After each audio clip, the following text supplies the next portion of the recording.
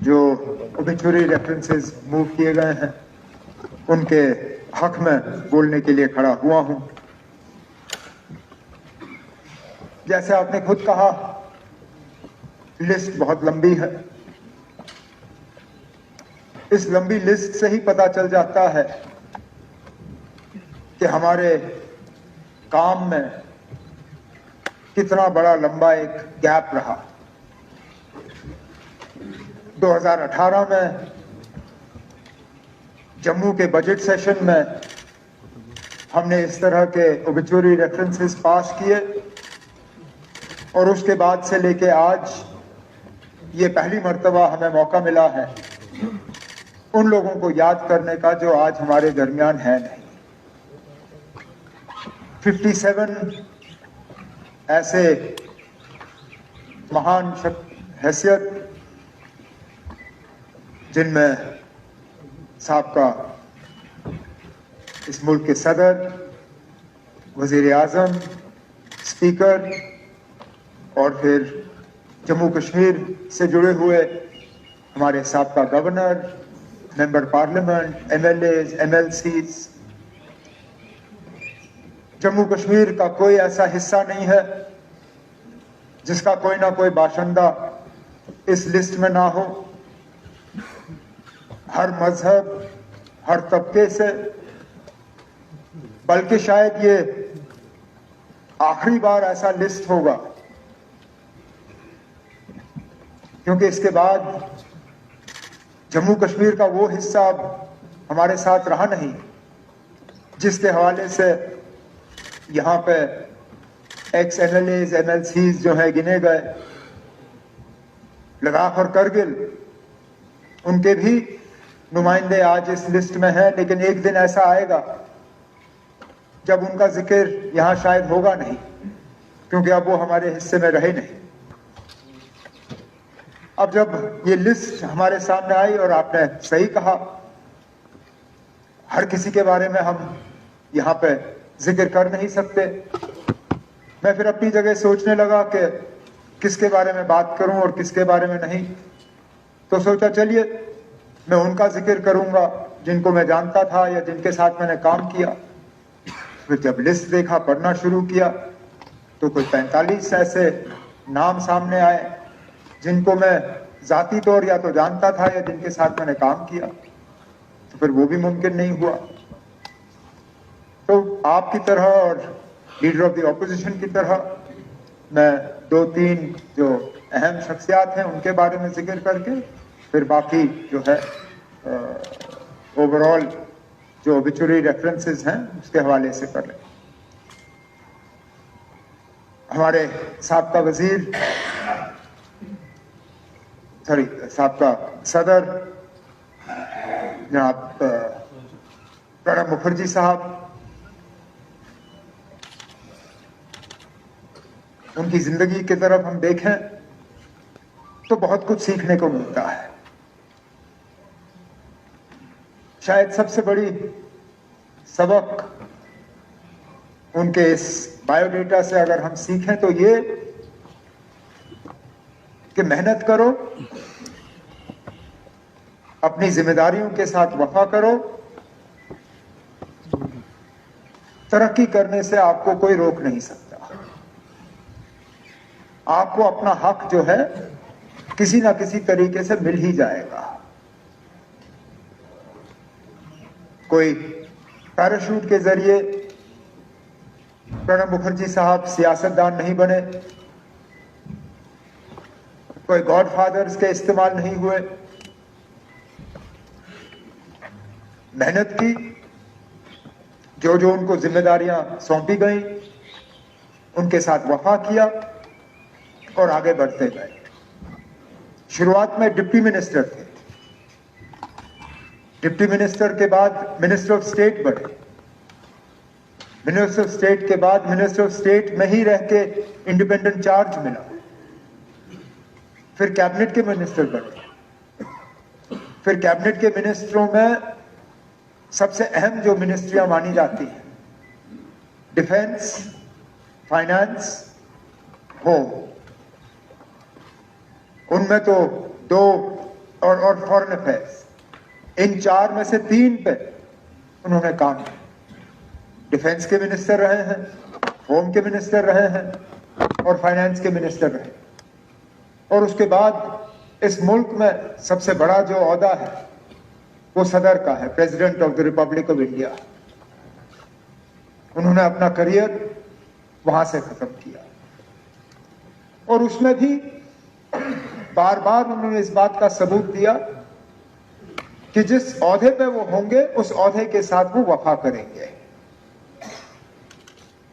2014 के इंतखाबात के दौरान प्रणब मुखर्जी साहब सदर थे।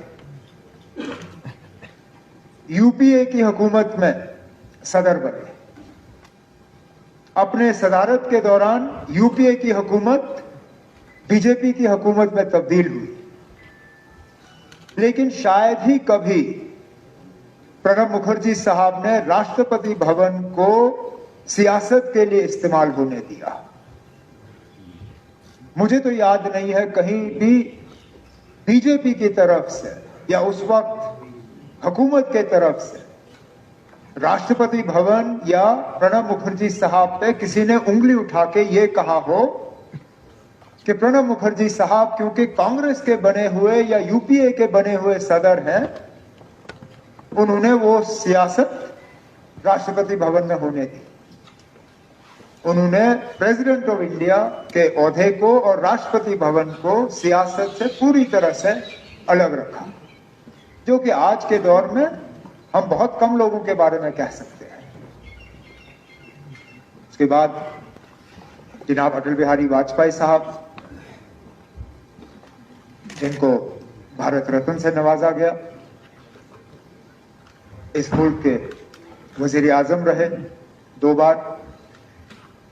मुझे जाती तौर उनके साथ काम करने का मौका मिला।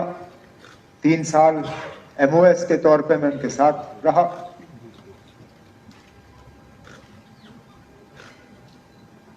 बाकी मुल्क के हवाले से जो उनका रोल रहा है वो तो सब जानते हैं। हम जब अटल बिहारी वाजपेयी साहब को याद करते हैं तो बिलखसूस जम्मू कश्मीर के हवाले से याद करते हैं, और जैसे कई सारे यहाँ ऑनरेबल मेंबरों ने जिक्र किया, जब जब हम वाजपेयी साहब को याद करते हैं तो उस हवाले से याद करते हैं क्योंकि उन्होंने हमेशा जम्मू कश्मीर के हालात को बेहतर करने की कोशिश की। हमेशा यहाँ का जो तनाव का माहौल रहा, यहाँ जो वायलेंस रही, यहाँ जो हिंदुस्तान और पाकिस्तान को लेके जम्मू कश्मीर के मुतल्लिक फिर रिश्ते खराब रहे, उनको हमेशा सुधारने की कोशिश की, उनको दुरुस्त करने की कोशिश की। वो पहले इस मुल्क के ऐसे लीडर, उनको याद किया जाता है कि वो लाहौर बस लेके गए, दिल्ली लाहौर बस सर्विस उन्होंने शुरू की, लेकिन उस दौरान वो मीनार पाकिस्तान भी गए, जो एक हिंदुस्तान के लीडर के लिए वहां जाना और मीनार पाकिस्तान पे वहां पे हाजिरी देना ये कोई मामूली बात नहीं। फिर सरहद पे खड़े होके कहना कि हम दोस्त बदल सकते हैं, पड़ोसी बदल नहीं सकते। आज के दिन में शायद ही कोई इस तरह की बात करेगा। बार बार जब हालात यहां खराब हुए, उन्होंने यही कहा कि बातचीत के जरिए ही मसले हल किए जा सकते हैं, उसके अलावा कोई चारा नहीं है। दोस्ती का हाथ बढ़ाते रहे, इस बात के बावजूद कि उसके लिए उनको मुश्किल का सामना करना पड़ा। जब जम्मू कश्मीर के मसले के हवाले से बात की तो कहा कि इंसानियत, जमहूरियत, कश्मीरियत। जम्मू कश्मीर के आर पार के लोग, उनको दोबारा जोड़ने के लिए यहां रास्ते खोले गए, जिनको बदकिस्मती से दोबारा फिर बंद किया गया। उनकी कोशिश थी कि लोग मिलें, सिविल सोसाइटी आपस में मिले, एक मतलब पर्सनल रिश्ते कायम है। आज तो ऐसा लगता है कि हमें और ज्यादा दूर रखने की कोशिश की जा रही है। कि हम ना ही मिलें तो बेहतर है।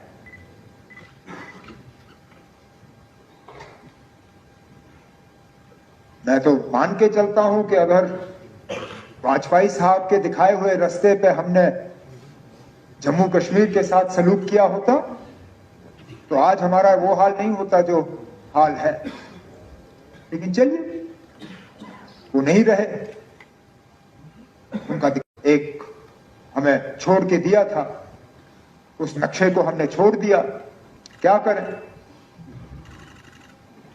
तारिगामी साहब ने वाजपेयी साहब के बारे में जब जिक्र किया से बात की, लेकिन या तो भूल गए बताना या फिर बताना मुनासिब नहीं समझा। ये सही है कि वाजपेयी साहब की हुकूमत ने उस वक्त उस रेजोल्यूशन को वापस भेजा, लेकिन शायद उसके बाद वाजपेयी साहब को इस बात का एहसास भी हुआ कि जल्दबाजी हुई और उन्होंने अपने काबिना के एक वजीर को फिर नॉमिनेट किया यहां की हुकूमत के साथ इस पे बातचीत और डायलॉग शुरू करने के लिए। मरहूम अरुण जेटली साहब, अगर मेरी याददाश्त सही है, उस वक्त लॉ मिनिस्टर थे और लॉ मिनिस्टर की हैसियत से वाजपेयी साहब ने उन्हें नॉमिनेट किया यहां की हुकूमत के साथ एक डायलॉग प्रोसेस उस रेजोल्यूशन को लेके। लेकिन उस वक्त उसके बाद फिर हुकूमत रही नहीं, हालात बदल गए और जो हुआ सो हुआ। लेकिन जम्मू कश्मीर को लेके वाजपेयी साहब के जो इरादे थे उनसे शायद इख्तिलाफ करना हमारे लिए बहुत मुश्किल होगा। सोमनाथ चैटर्जी साहब वो स्पीकर थे जब मैं हाउस में मेंबर था और मुझे अच्छी तरह से वो दिन याद है। न्यूक्लियर बिल को लेके जब लेफ्ट पार्टीज अलायंस छोड़ के चले गए, उस वक्त उनकी अपनी पार्टी के तरफ से बहुत दबाव था उनके ऊपर कि वो स्पीकरी छोड़ के अपनी पार्टी के साथ जुड़ जाए। लेकिन बिल्कुल जैसे तारिगामी साहब ने कहा, मुझे अच्छी तरह से याद है क्योंकि मैं हाउस में मौजूद था, उन्होंने यही कहा मैं सीपीएम का स्पीकर नहीं हूं, मैं लोकसभा का स्पीकर। लोकसभा ये तय करेगी कि मैं स्पीकर रहूं या ना रहूं, सीपीएम ये तय नहीं करेगी कि मैं स्पीकर रहूं या ना। और उसके बाद वो दोबारा कभी पार्लियामेंट में आए नहीं, इस बात के बावजूद, जैसे हमारे साथी ने हमें याद दिलाया, कांग्रेस उनको सीट देने के लिए तैयार थी। ने कहा था कि आप आइए, जिस भी सीट से आप लड़ना चाहें, हम आपको पार्लियामेंट में वापस देखना चाहते हैं। उन्होंने कहा नहीं, मेरी पार्टी ने जरूर मेरे साथ रिश्ता तोड़ा होगा, लेकिन मैंने अपना रिश्ता अपनी पार्टी के साथ नहीं तोड़ा है। मैंने जितना वक्त पार्लियामेंट में गुजारना था मैंने गुजारा। एक मिसाल है, आज के दिन में तो हमें बदलने में वक्त नहीं लगता। हम अभी तो इलेक्शन से निकल के आए हैं। अब हम में से कौन सी ऐसी पार्टी है जिसने आया राम गया राम का सिलसिला नहीं देखा। तो टिकट मिलने पे दूसरे से नाराज, कोई टिकट ना मिलने पे अपनी पार्टी से नाराज और कहीं और जो है दरवाजे खटखटाने का काम करे। बहुत कम ऐसे सियासतदान हैं सोमनाथ चैटर्जी साहब की तरह जो अपने असूलों पर कायम रहे। तो शायद ये हमारे लिए एक सबक कि आखिरकार सियासत जो है सो है, असूल बहुत जरूरी है। अब जम्मू कश्मीर को लेके, जैसे मैंने कहा, गवर्नर से लेके एमएलए एमएलसीज तक इतने सारे नाम, और उनमें से कई सारे जिनके साथ मैंने खुद काम किया। अब एक एक का मैं जिक्र कर नहीं सकता हूं, लेकिन एक साथी का जिक्र किए बिना शायद रहूंगा तो गलत होगा, क्योंकि वो सिटिंग मेंबर रहे इस हाउस के, और मुझे लगता है सिटिंग मेंबर की अपनी ही एक हैसियत होती है। उसके साथ साथ वो एक ऐसे सिटिंग मेंबर थे जिनके साथ बहुत करीबी काम करने का मौका मुझे हासिल हुआ। शायद आप में से कोई ऐसा नहीं है जिसने देवेंद्र के साथ इतनी नजदीकी से काम किया हो जितना मैंने। मुझे सियासत में अब क्या 25-26 साल हो गए, जिसमें से 19-20 साल तो मैंने देवेंद्र के साथ गुजारे। नेशनल कॉन्फ्रेंस का सदर बना 2002 में, तो देवेंद्र मेरे साथ मीडिया एडवाइजर के तौर पे आए। MLC बने, कब थे इलेक्शन? 2008 में 8 में इलेक्शन हुए, एडवाइजर के तौर पे मेरे साथ आए। जब मुझे मिनिस्ट्री में तब्दीलियां करनी पड़ी, उफ तक नहीं किया, तंजीम की जिम्मेदारी दी मैंने उनको, और जब तक नेशनल कॉन्फ्रेंस में रहे अपनी तंजीम की जिम्मेदारी संभाली। मेहनत करने में वो कभी कमी नहीं रखते थे। आप लोग गवाह हैं। आपके साथ आने के बाद जहां जहां आपने जिम्मेदारी दी, कहीं हिमाचल में, कहीं पंजाब में, कहीं और, जिस मोर्चे पे खड़े किए वहां पे उन्होंने अपनी जिम्मेदारियों को निभाया। शुरुआत भी उनकी वैसे ही रही। वालिद साहब उनके इंजीनियर, बिजनेस से उनका लेना देना था नहीं। एक मारुति के वो सर्विस स्टेशन का उनको गिरधारी लाल ढोगरा साहब ने इंतजाम करके दिया, और इसमें भी देवेंद्र कभी भूला नहीं। जम्मू में बहुत सारे वो राउंड अबाउट गोल चक्कर बने हुए, लेकिन सिर्फ एक जम्मू में ऐसा गोल चक्कर है जो साल के 12 महीने उसकी घास की कटाई होती है, वहां फूल लगे होते हैं, वहां मूर्ति साफ होती है। वो है गिरधारी लाल डोगरा साहब का जो चौक है गांधीनगर के पीछे, क्योंकि उसको संभालने की जिम्मेदारी देवेंद्र ने खुद ली। जब उनको वो मिला था वर्कशॉप, बड़े घरों के लोग, बड़े घरों के बेटे जो हैं अपने आप को भी बड़ा समझते हैं, लेकिन देवेंद्र ऐसा था, काम सीखने के लिए खुद डांगरियां पहने। बहुत सारे लोग ऐसे हैं जम्मू कश्मीर में जो आज भी याद करते हैं, जब वो गाड़ी वहां लेते थे धोने के लिए, देवेंद्र के हाथ में पाइप, वो खुद गाड़ी धोता था सीखने के लिए कि ये करना कैसे है। तब जाके उसकी इतनी बड़ी मारुति की वो एम्पायर बनी।